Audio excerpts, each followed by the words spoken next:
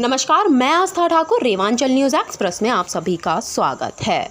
मध्य प्रदेश में बीजेपी की प्रत्याशियों की दूसरी लिस्ट को लेकर एक बार फिर चर्चा गर्म हो गई है। जी हां, ऐसा इसलिए क्योंकि मध्य प्रदेश में भाजपा के कोर ग्रुप की बैठक जो सोमवार को हुई थी और जिन नाम पर जिन सीटों पर मंथन हुआ था, उसके बाद आज केंद्रीय चुनाव समिति की बैठक पर मुहर लगा सकती है।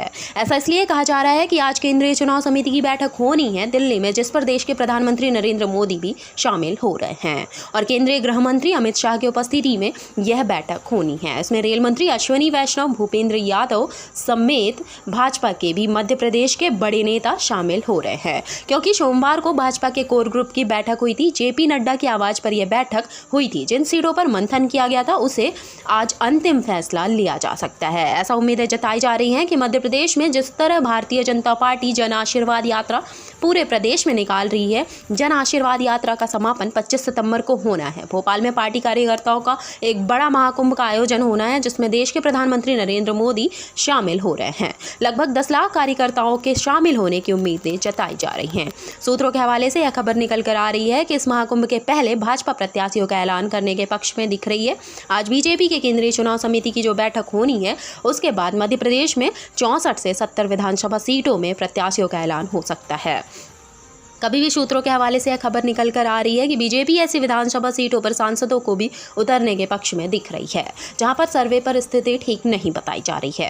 कांग्रेस के बड़े नेताओं के सामने बाहरी की बजाय स्थानीय और मजबूत चेहरे को प्राथमिकता बीजेपी दे सकती है। एक सीट मजबूत दावेदार पर जहां संख्या ज्यादा है, उन्हें दूसरे जिले पर भी और किसी अन्य सीट पर भी मैदान पर उतारा जा सकता है, जहां पर उनके जीत की आशंका ज्यादा हो सकती है। सूत्रों के हवाले से यह खबर निकल कर आ रही है कि जो कोर ग्रुप की बैठक सोमवार को हुई थी, उसमें मौजूदा विधायकों की जगह युवाओं को जीतने वाले चेहरे को मैदान में उतरने पर भी सहमति बनती हुई दिख रही है।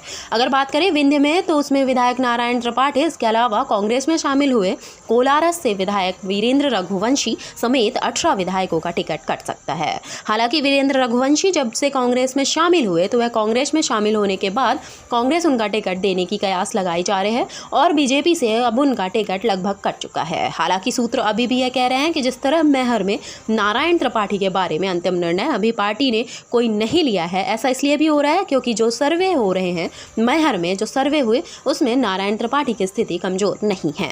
वहां से त्रिपाठी मजबूत बताए जा रहे हैं, इसलिए नारायण त्रिपाठी से अलग होकर वहां से नारायण त्रिपाठी को परहेज करते हुए प्रत्याशियों का ऐलान अभी पार्टी ने ऐसा कुछ नहीं किया।